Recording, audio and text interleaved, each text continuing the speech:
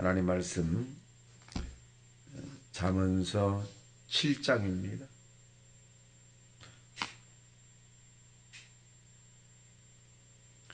합독합니다. 시작. 내 아들아, 내 말을 지키며 내 계명을 간직하라. 내 계명을 지켜 살며 내 법을 내 눈동자처럼 지켜라. 이것을 내 손가락에 매며 이것을 내 마음판에 새기라.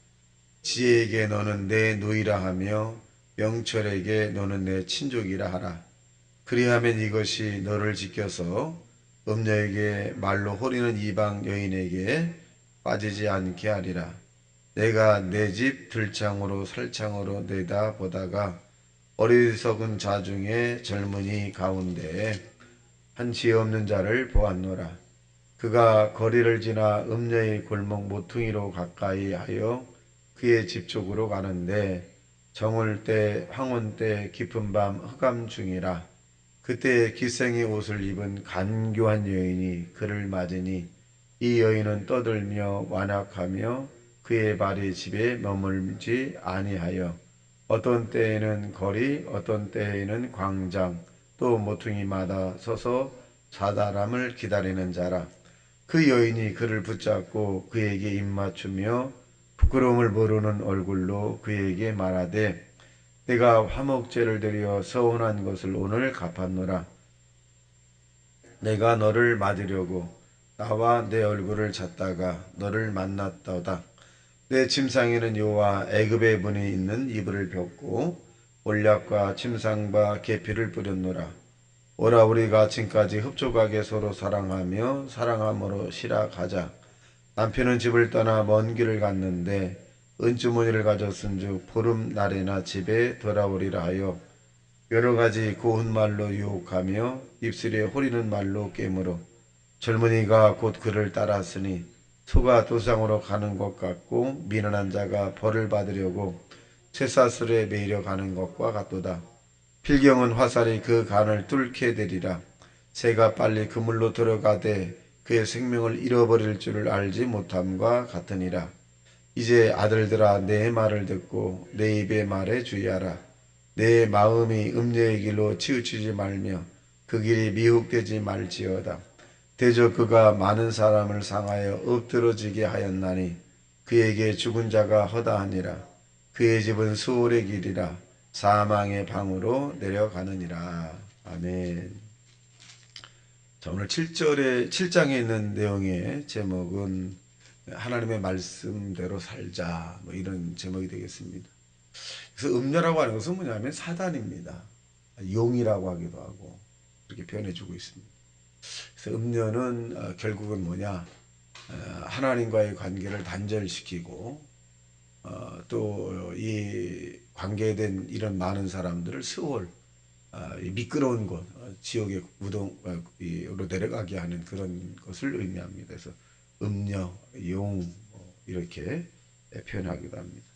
자, 1절에 보면 시작. 내 아들아 내 말을 지키며 내 계명을 간직하라. 내 계명을 지켜 살며 내 법을 내 눈동자처럼 지키라. 이것을 손가락에 매며 이것을 내 마음판에 새기라. 마음판에 새기라는 거죠. 그래서 우리가 이 땅에 사는 동안에 이 공중곳에 잡은 악한 영이 음녀, 용, 사탄 이런 부분들이 끊임없이 저와 여러분을 공격을 합니다. 그래서 저와 여러분을 육신의 정욕과 안목의 정욕과 이 세상의 자랑으로 우리를 끌고 가죠. 그래서 이 사탄, 이 음녀, 용의 이런 귀신들의 이 결과는 뭐냐면 바로 저와 여러분을 죄짓게 하고 불의하게 만들어서 이 부끄러움과 창피함, 수치스러움, 죄책감을 유발하는 거죠. 그러다 보면 자연스럽게 하나님 관계가 멀어지는 거예요. 그래서 하나님 말씀 우리 마음판에 딱 간직하게 되고 새기게 되면 이 그러한 사탄이 우리에게 다가온다 할지라도 우리가 이 예수 그리스도 이름으로 이겨나갈 수 있게 됩니다. 자, 내용을 살펴보면 5절 시작. 그리하면 이것이 너를 지켜서 음녀에게서 말로 호리는 이방 여인에게서 빠지지 않게 하리라. 오늘날 우리 주변에 우리를 빠뜨리게 하는 게 얼마나 많은지 몰라요. 도박도 있을 것이고, 술취함도 있을 것이고, 또 마약도 있을 것이고, 이런 쾌락도 있을 것이고, 얼마나 많은지 몰라요. 그러한 것들을 우리가 정신을 바짝 차리지 않는다면 장담을 할 수 없다는 거예요. 자, 6절 시작. 내가 내 집 불장으로 살장으로 내다 보다가 어리석은 자 중에 젊은이 가운데 한 지혜 없는 자를 보았노라. 자, 그렇다면 그런 것에 빠진 사람들이 그럼 어떤 지혜 있고 지식 있는 사람들이냐? 미안하지만 지혜와 지식이 가려진 사람들이 가려진 사람. 그리고 대다수의 사람들이 나중에는 어떤 결과를 초래하느냐 하면 어떤 고백을 하냐면 후회의 고백을 하죠. 그때는 이미 시간이 지나고 세월이 흘렀죠. 시간이 지나고 돌이킬 수가 없어요. 육체도 망가지고 또 물질로 다 소비해버리고 돌이킬 수가 없는 거예요. 그때 내가 왜 주변에 있는 권사님이나 또 장로님이나 안수집사님의 그런 의견을 내가 받지 않았는가, 권면과 이런 것을 내가 훈계를 내가 받아들이지 않았을까, 이렇게 후회를 많이 하죠. 그래서 그런 일들이 어떻게 보면 인수분해 공식처럼 당연한 거예요. 당연한 겁니다. 그래서 여기에서 우리에게 말씀하는 것도 지혜가 없으면 결국 지혜라고 하는 것은 대처할 만한 능력이 있는 두려움을 내쫓는 것이거든요. 그러니까 이 지혜가 없으면 나중에는 자꾸 두려움만 대처할 만한 능력이 없으니까 두려움이 계속 인생의 마지막에 계속 생기는 거죠. 죽음에 대한 대처할 만한 능력, 예수가 없다면 죽음에 대한 공포와 두려움이 있는 것이고 물질적인 이런 부분들이 대처하지 못했다면 거기에 대한 이 두려움과 공포가 몰려오는 것이고 또 육체적인 질병에 대한 부분 우리가 평상시에 잘 관리하지 않는다면 또 그러한 것들이 몰려오는 거예요. 그래서 지혜 있는 자는 어떻게 보면 대처할 만한 능력을 준비하는 거죠. 그렇다고 해서 우리가 퍼펙트하게 완전하지는 않습니다. 우리가 준비해놓고 나머지는 다 하나님께 맡기는 거예요. 맡기는 거예요.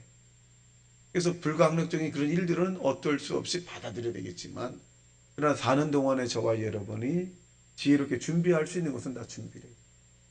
비가 많이 온다고 하면 우산을 준비하고 또 이 창문이나 모든 것을 우리가 단돌이 하고 그렇게 하듯이 인생도 마찬가지입니다.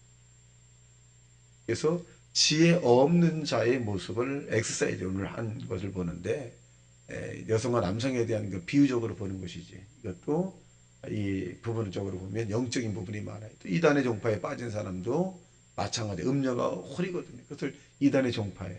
그래서 그런 부분들로 이제 비교적으로 보면 되겠습니다. 자, 8절 시작. 그가 거리를 지나 음녀의 골목 모퉁이에 가까이 하여 그의 집 쪽으로 가는데 저물 때 황혼 때 깊은 밤 흑암 중에 자, 그러니까 이 도둑은 항상 음침하고 어두운 곳에 하잖아요. 이단의 특징도 보면 가만히 들어온 자가 그래요.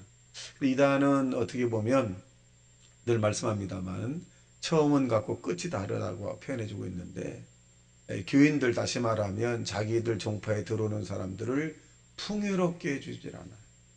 아주 이 몰골이 앙상한 그런 형태로 만들어서 삶의 질을 굉장히 떨어뜨리기도 합니다.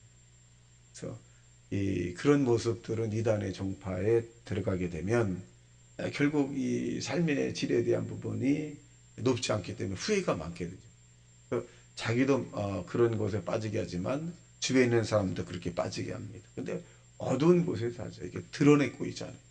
드러내지 않습니다. 근데 교회라고 하는 것은 뭐냐면 빛 가운데 드러나잖아요. 다 드러납니다.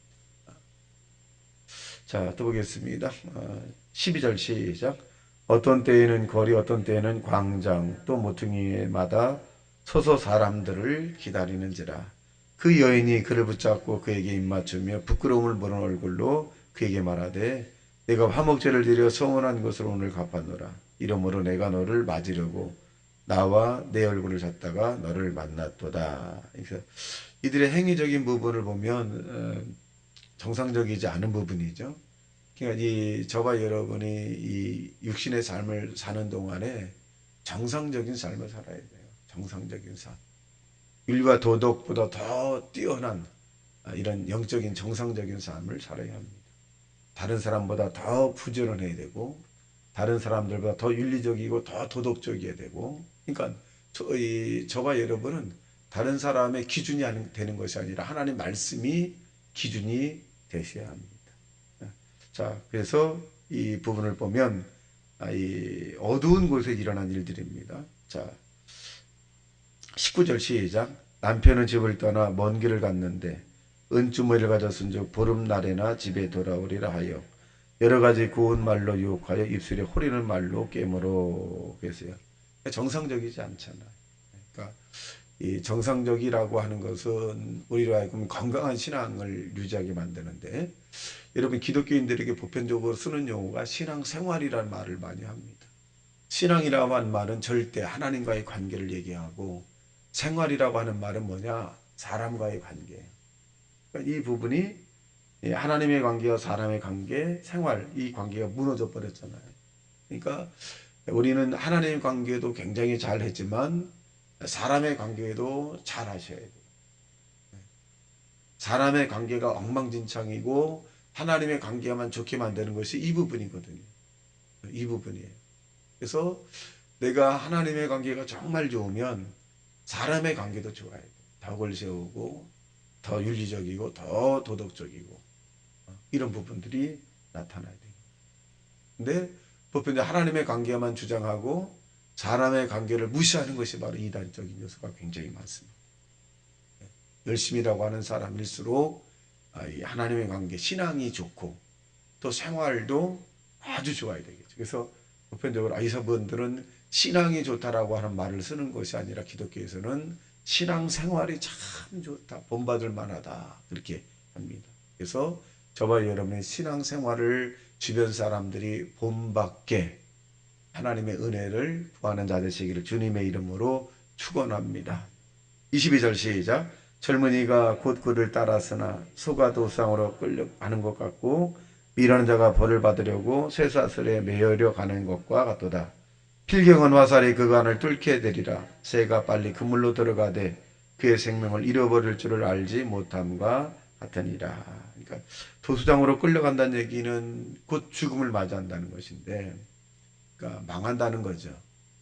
그에게 자유와 삶의 질이 없다는 것입니다. 이것을 우리가 비유적으로 보면 이단에 끌려가는 사람, 도박에 빠진 사람, 술에 취한 사람, 또 마약에 손을 대는 사람 이외에도 뭐 굉장히 많겠죠.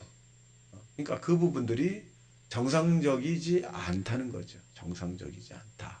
그래서 정상적이지 않으면 반드시 후회합니다.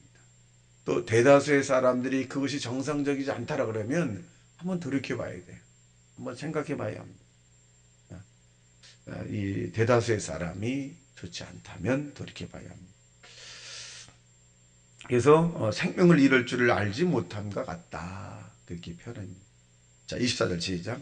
이제 아들들아 내 말을 듣고 내 입의 말에 주의하라. 내 입에 나의 마음이 음녀의 길로 치우치지 말며 그 길에 미혹되지 말지어다. 대저 그가 많은 사람을 상하여 엎드러지게 하였나니 그에게 죽은 자가 허다하니라. 그의 집은 스올의 길이라 사망의 방으로 내려가느니라. 자, 그 내용입니다. 사망, 죽을 사자, 망할 망자. 죽어서 망하게 만드는 거죠. 근데 저와 여러분은 죽어서 더 행복하게 만드는 것이 뭐냐? 예수 그리스도 십자가, 보혈의 피. 죽어서 망하는 길이 아니라 우리는 육신이 죽는다 할지라도 영원히 사는 더 행복한 그런 영적인 세계에 간다. 이렇게 성경은 우리에게 말씀합니다. 그래서 우리가 이 신앙생활에 대한 부분을 확고하게 말씀을 붙잡고 오늘도 힘차게 살아가는 저와 여러분 되시길 주님의 이름으로 축원합니다. 다시 말씀 생각하며 통성기도합니다. 주여 주여 주여